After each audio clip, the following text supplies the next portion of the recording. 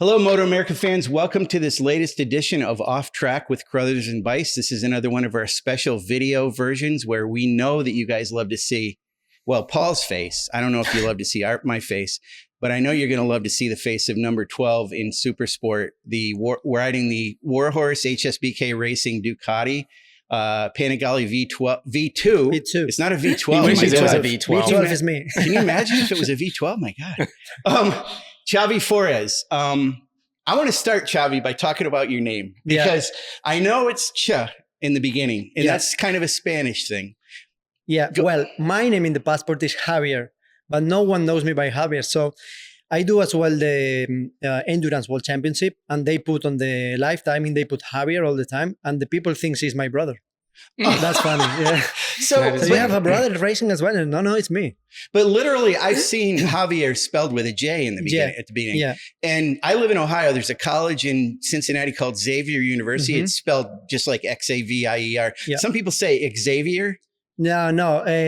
So most of the people here in America call me Xavi, which is good because Italian people as well call me Xavi. Right. But in Spain, they call me Xavi. And the V is pronounced like a B. Yeah. Xavi. Yeah, Xavi. Xavi. And there was Ruben Chaus, remember? Exactly, yeah, exactly. Yeah, and some people called him Zaus and stuff like that. Once in a while. So the fact they call me with the X is because I'm from Valencia, which we have a kind of dialect. Okay. And it's the pronunciation we have there. So since when I was really kid, they started to call me Xavi, and everyone knows me by Xavi. Yeah.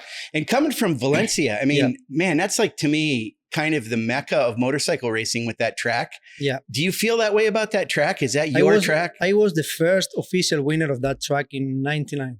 No kidding. Yeah. In what? In the sport production 1 to 5 class. Okay. Me, Jorge Lorenzo, and some of the MotoGP riders. Wow. Nice. Yeah. That speaks to you. You have a lot of versatility. I mean, you've raced all over the world, and you've been involved in lots of different motorcycles, a lot with Ducati, but you've also been on a lot of different tracks. So do you think that helps you in our country? Because our tracks are a little bit tricky, a little bit interesting to learn. And talk to us about Road Atlanta that you just left, because you did race there several years ago. Yeah. Well, especially my career was not that easy, especially because I was always trying to stay on the World Championship, but unfortunately I never had a manager. I always did myself the work out of the track. So I was always believing that there is motorsport out of the MotoGP or Superbike. So I was always thinking that whatever you have, try to win. So I always try to stay on a team that brings me good bikes and try to be competitive. So I was in the German championship. I won the championship. I was in the Spanish championship. I won the championship. I was in the BSB. I did some podiums on 2019. And then back to Superbike, I did some podiums there. So whatever I did on my career, it was like, I try to enjoy as much as I can. So I was in Atlanta in 2004 because on that period, there was like a Suzuki Cup. And it's the first rider of its national championship was invited to do that race. So I was representing Spain, and my very first time in coming out from Spain was Atlanta, actually, and I enjoyed a lot. I was a kid. I was like 16 or something like that, and everything was new for me. I was so excited to go out of Spain. I bring myself. I don't think you remember George Bukmanovic, the small guy. George. George. Yeah, he was my mechanic there. I bring him with me, and Kevin Swans was helping us because he was a good friend of George. So for me, it was like living a dream because my idol from when I was a child was Kevin Swans. Wow. So everything was putting together, and I won one race, and I had some issues on the first race, and I won the second one. So that was my first race out of Spain. And for sure, when I arrived to Atlanta in the first race this year, I felt like I was not completely lost. Right. Honestly, I felt like some familiarities, even if some of the parts of the track were a little bit different, I didn't feel lost. So it makes everything easier. It's not like here, but where I never seen this track before. I need to work later to have some references, and I am using a lot the YouTube videos from last year to watch the races. Yeah.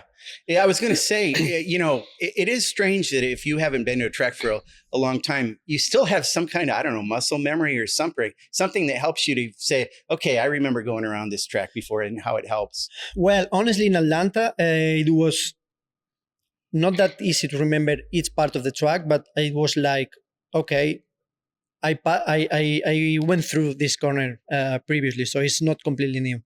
But especially when we are used to racing the World Championship and we arrive to the new track, like last year was Indonesia, we've been in Thailand for the first time ever, and you have to adapt quite quick to the new tracks. You need to learn the layouts quite quick because the weekend is short. Especially here is going to be shortened because we have the long race on Saturday, and I only have 3 sessions before to try to set the bike, set myself, try to get the pace and everything. But this is something that I always train on myself in when I'm at home. I try to always go to a tracks where I don't know, and even if I do supermoto, I try to ride on the sense of the track and then on the different sense in order to refresh these things. It's very important, and it's more important than the people things. Now, I know you wanted to come here for a long time, right? Yeah. So were you wanting to come here and then they took Baz, and then you're wanting to come here and they brought Petrucci? Yeah. Is that how it worked? Yeah, it worked like that. So and then finally. Yeah, finally. So from 2019 or 2020, 2019, they start to build a team and they bring Zanetti. And I was really close to come here, but my contract with Honda expired on December. So I couldn't race any bike till January. So I couldn't do the last 3 runs as Zanetti does. Mm-hmm. Zanetti did. And it was such a shame for me because I say, okay, I do these 3 last races. I tried to stay on the front. I was coming from the World Superbike and my name was good because I was doing well on Superbike, and say, okay, I can stay on the championship. I wanted to stay for a while. And unfortunately, it didn't happen. Then I was in BMW, and honestly, Petrucci had a big name on his shoulders, and he was the main to come here. But since the last winter, the team offered me to race in Supersport. It was not my first choice, but I say, okay, maybe it's not that bad. I stay 1 year in Supersport. I try to learn the tracks. I try to know the paddock, the championship, everything, and then for the future, maybe I can jump on the Superbike. So this is my target right now. I want to stay.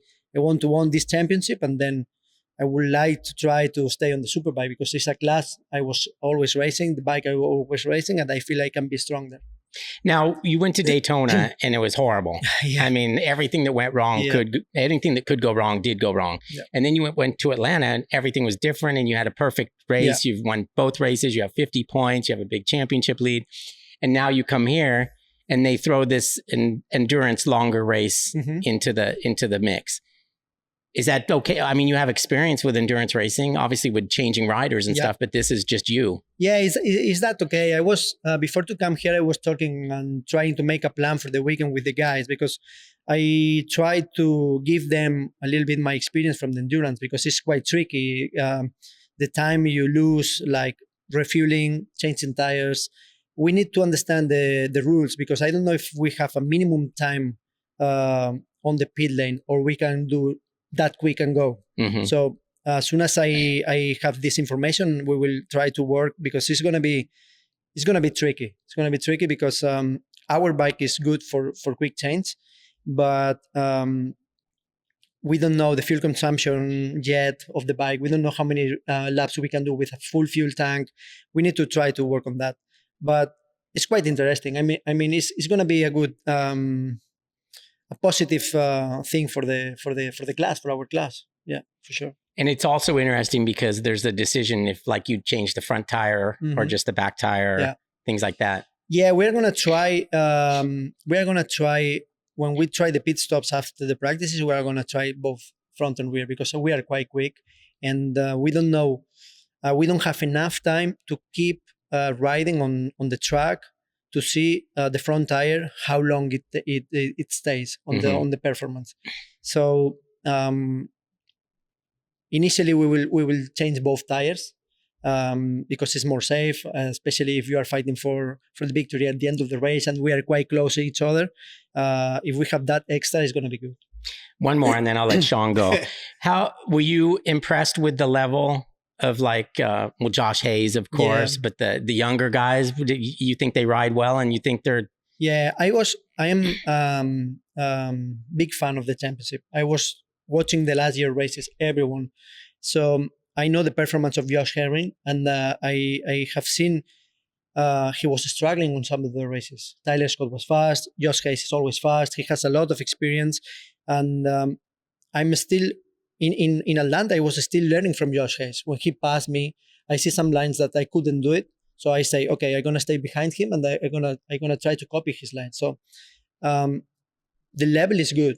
I mean, Stefano Mesa is doing well with the Kawasaki. We are like 4 or 5 riders that we can fight for victories easy. So I'm quite impressed, and I am enjoying a lot, to be honest. Do you remember how quick your pit stops were at Daytona?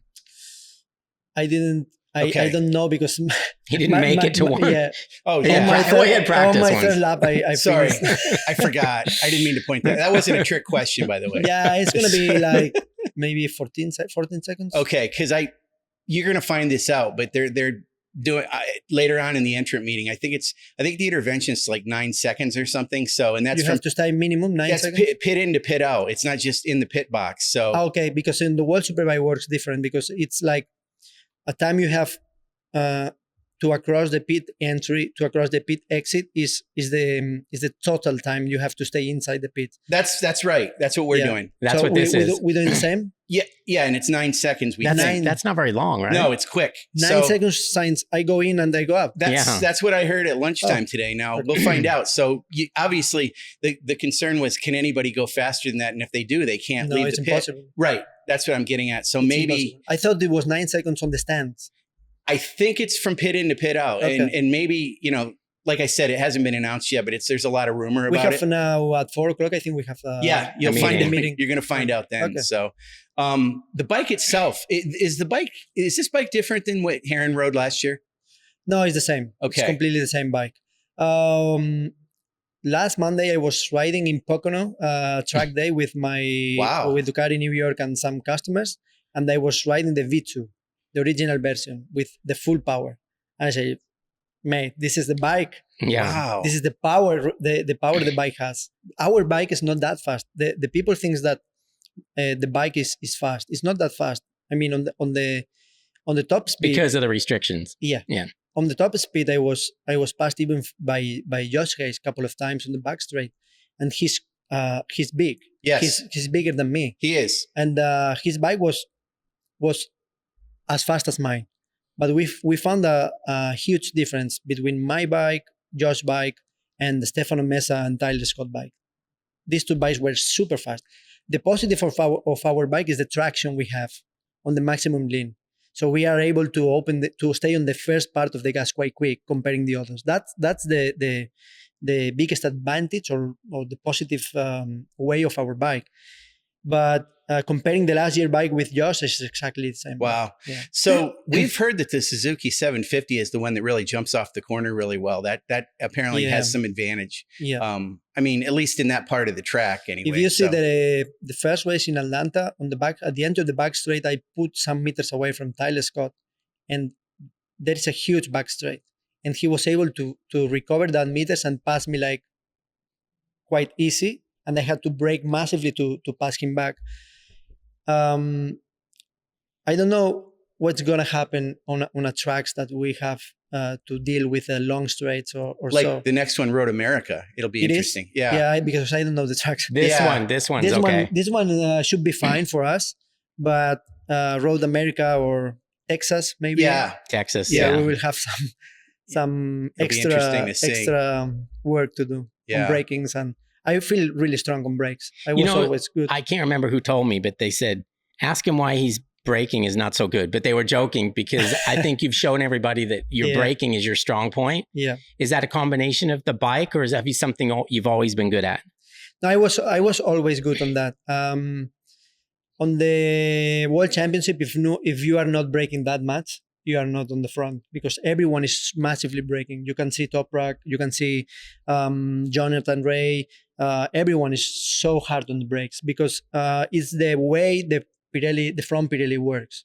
You can hold the brake quite deep, and then you can put the bike in, and the bike stays there. So this is something that you learn, and you keep carrying all your career, because that is impossible to put this away. So it's my strongest point right now. Also on this bike, the bike is quite stable on brakes. We work for that, and yeah, I felt that I could brake a little bit later if I was needing on the race. Honestly, I'm not like, but I'm still, I can brake a little bit later because the bike allows me to do that, which is the strongest point for us. And I am enjoying this. Yeah, I bet. I'm looking at your forearms in the telltale sign. Have you had the surgery? Yeah, it looks like you did. Yeah, I had, when I came in Atlanta in 2004, I already had this. Oh, when you really? Yeah. Long time ago. I was one of the first riders to do this surgery, because it was impossible to.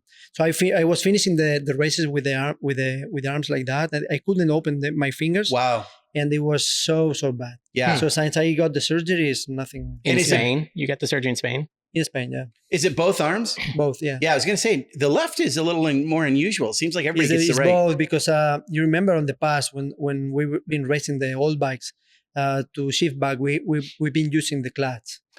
And it was a cable one. It was not a hydraulic. Yeah. So you've been like arm pumping all the time. Yeah. Cable clutch. I hate those things. They're the worst things ever. Long time ago. You won an IDM a German championship superbike. And I was trying to remember, there was a year, and I think it was the year after, you won in 14. 14, yeah. Yeah. Cameron Bobier went over there and raced one round in 15. I think it was the year after he did. He did. I can't remember which race. I think he finished on the podium. Yeah, he did. Yeah. And it was one of the, they said the track was like, it had like a railroad track. Yeah, it's light dry. Yeah, it was like half, it was a road track. Yeah, it's literally a road. They closed the roads and they made the circuit there. Like old school. Yeah. He said he couldn't believe it. Well, Paul's dad used to do that all the time when he raced. So, and those roads. If you crash there, you can get lost on the field, because it's high like that. You can get lost on there. You hope you don't hit anything on the way. Crazy. So let's just project ahead a little bit. So you win this year's Supersport Championship, second year in a row for your team to win that championship. Would the expectation or hope be that you'd move up to Superbike in MotoAmerica, or would you go back to Europe? What do you think you might do? No, I have no plans to go back in Europe, because I think my time in World Superbike has ended, because I don't know, I can't imagine myself with my age going on a factory team. And now if you see the last years on Superbike, on the Worlds, if you are not on the factory team, you cannot stay on the podiums. Rarely races you can stay on the podium. So you have to move forward. You have to try to bring new challenges on your career. Otherwise, you get bored. And the last year on the last races of Superbike, I was struggling, because I felt I was strong. I was nearly on the limit of my riding all the time, and I was fighting for 8, 9 all the time. I say, wow, that's no fun. This is not what I want, So if I have the chance to stay here on the Superbike in MotoAmerica, for me is the priority. I want to finish my career here, and now I have a baby, my family, and hopefully I can bring my family here. We can stay here like more together, and traveling in America, and of course enjoying this championship, because it's a long time I wanted to come here. I don't want to stay 1 year and then go away. So are you going to go back and forth all the time? Now I'm doing, but from end of July, I will move with my family, and we will stay till the end of the championship. They'll come here. Yeah. Because then the baby's old enough to fly. Because now the baby is 1 month. Yeah, it's 2. So when she's 3.5 months, 4, we will move. So you must have been very happy. I mean, you went home after Road Atlanta and you get to see the baby for the first time. Yeah, it's because incredible. I left, the baby was 1 week when I left. Oh my gosh. And I was like, every single 20 minutes, I was video calling my wife. Oh, yeah. But this is what it is. We talk this at home. It's my job, and we have to accept that. Yes. Right. And my wife we are 19 years together, and she understands what my job means for me. And she was always helping me. So it's fine. That's good. Now, when Danilo was living in America here, he was in Pennsylvania. Is that where you're staying? I think he was back and forward as well. But when he was staying, he was in Pennsylvania. Is that where you are? We are. Yeah, I'm there now. Same kind of setup. Yeah. Did you talk to Danilo much before this year? And have you talked to him at all since you've been on the team? No, I didn't talk to him. No, Okay. I didn't meet him. I met him in this winter in Portimao where I was testing with the endurance right. bike, Yeah. and he was on the superbike, but we didn't talk that much. And you guys didn't know each other then? Yeah, we know each other. Yeah, Okay. yeah. We Okay. we follow each other, and we are not friends because we don't have that kind of relationship, Right. but we are normal. Now, what about you and Tony Elias? He's a good friend of mine. Yeah. We grow together on the motorsports. We've been racing in mini motors together, Spanish Championship, 1 to 5. Then he moves to 1 to 5 World Championship, and I was in Supersport. We separate that ways there, but we keep always in a good contact. He's That's a good guy. great. He really is. He's been great for Yeah. our series. And I mean, we knew He's a how good much, guy. and he embraces the US seemingly like you do too. I mean, the same kind of thing. Yeah, So, he's. I mean, the last when he was staying on the Suzuki and he was winning the championship, he told to me, "I will never come back to Europe. yeah. I'm enjoying here." So he's living here in LA. He Yeah. retired of racing and he was still living here. He's enjoying the life here as much as I hope I can do, because it's European guys. Most of us likes American style. Mhm. Yeah, it's completely different than what we have in Europe. So we always like to spend time here. Do you think you might end up settling in California like Tony did? I don't know because honestly, I'm trying to fix some other businesses in America by a couple of friends of mine in from Spain, but this is something that we are having in trying to have in Miami. So maybe I have to fix there, but everyone told me it's quite expensive in Miami. So it's I don't- California, though. As California, no? Yeah. I don't know what is gonna happen on my future, but I hope I can spend the time here and try to be involved on racing. Even if I am out of the bike, I would like to stay involved on racing because it's my life. It's what I did all my career. So that would be good for me. Yeah. So when we were doing your bio for the website, there was something that came up that I kind of found a little hard to believe. You can tell by looking at me, I love food. Okay. My favorite food to eat in Spain is paella. Paella. And that's your It's from favorite? Valencia. Is that your The favorite? paella, the original paella is from Valencia. And I can cook a paella. And is it It's- your favorite dish? Yeah, for sure. Okay. So Why would you question that? it just seems like Did you think he'd say spaghetti? well, the only thing I know, I know some things, but the only thing I know is like paella is Spanish and I love it. No. It's my favorite So- thing. If I am able to cook a paella in America, I will invite all of you guys and you will taste the proper paella. Not cooked by me because I'm not that good, but my dad is coming to Laguna maybe for the end of the season for the last races. So I will bring all the stuff to And cook he will cook it? to cook the proper paella, Oh. and you will. I would love it. Try Is it true that in Spain there's some areas where I've heard this, like towns you'll come in and they'll have a gigantic pan that they're Yeah. cooking paella in. You can cook a paella bigger you should than move there. bigger than this table, maybe easily.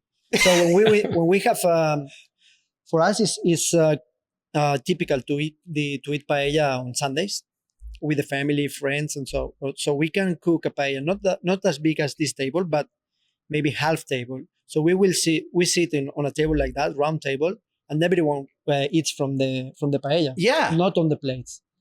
So till the paella is not finished, no one can stand up. Oh. You have to eat to finish the paella. We put a glass here, and we put a salad on the top, and we cook the paella. We put the salad there. We eat the salad, drinks, everything. I will send you some pictures on the I film. got to see that. Yeah. Cause I've Every- always heard about it. For us, it's we say a Sunday without paella is not a Sunday. Oh, that's Wow. perfect. Yeah. You need to say that. Yeah. Yeah. I kind of Yeah. feel that way. What's your dad's name? Javier, like me. Oh, okay. Well, Javier, bring the paella to Yeah. Laguna Seca. We want it really bad. So We will deal with that. I have one last question. Yeah. Is Josh Heron being nice to you, or Yeah. We are. you haven't? No, we spent the last 10 days together. And he's helping me a lot, especially because I'm new on here and trying to tell to me some tips, or you have to do that, you have to do that. This championship is like this track you will like it. So we are trying to be kind each other, because maybe in the future he can be my teammate. Yeah, it'd be perfect with 2 superbikes. That would be mega. We are pushing Bobby and the team to do that for the next season. Yeah, we all are. Yeah. That would be good. I want to talk about that just real quick for a second. The whole idea of teammates. Of course, your teammate's the first one you want to beat. We always know that. Except you get some advantages from having a teammate, right? I mean, with setup and things like that. Even if your setup is different, does it help to have somebody on your team? Say again. Does it help to have a teammate on the same bike as you? Yeah, of course. In order to develop the bike, is good. For example, in Atlanta, he's now alone on the team on the superbike, and he's new on that bike. I have a lot of experience on that bike. Oh, so you help him? Yeah, and in Atlanta after FP1, FP2, I didn't tell to him directly because it's sometimes you don't want to receive that information from another rider. But I tell to the crew chief, I say, look, for me the bike is quite low, and he is shaking everywhere, and he has a lot of physical problems because he couldn't stop the bike, and they changed a lot the bike in the way we always work on that bike, like making the bike breathe a little bit more fluid and so. And he did a massive step. So he has a good talent. He's fast rider, but on this bike, especially, this is a good bike, but it's not an easy bike to set, especially with Danilo, because that bike was made for Pirellis. Right. And if you are able to manage that and you have a good setup, it can be a unbeatable bike, but you need some experience on this bike. So I'm trying to help him, not directly, but with the crew chief. Look, try this, try that. It's a good way. I mean, I like to help, and I like to see him on the front, because he was kind of like me. On his career, he had a lot of ups and downs, and now was on a good moment, and I like to see him on the podium. Yeah. One more.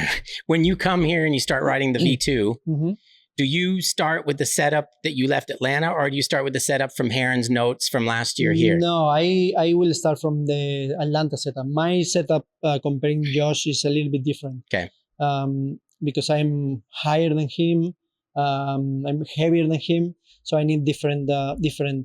This is what happened in Daytona. I was using a setup they had from the last year, and I was not fitting. I was not good on the bike, and then I had no laps to set the bike by myself. So I bring the guy from Ducati for Atlanta to set the bike in order to have the package I have now, and the bike was much better. Okay, we got to call it. Yeah. So thank you. Yeah, thanks to you guys. Xavier Fores from actually Lombay. Is it Lombay, Spain? Jombay. Oh, okay. That's too much for me. I can say paella, and that's about it. Yeah. Jombay. But, thanks for being on with us. And to everybody out there, we're obviously at Barber Motorsports Park, and we're looking forward to seeing what Xavi can do in this extended race with a pit stop. It's going to be interesting with strategy. Yeah. And this guy has done a lot of endurance racing, so he's well-versed in how to do that stuff. So we wish you luck. And actually, we wish you luck that you're going to continue and be in Superbike next year with us, too. Me too. Fingers crossed. Yeah. Thank you very much. Thank you. Ciao, guys.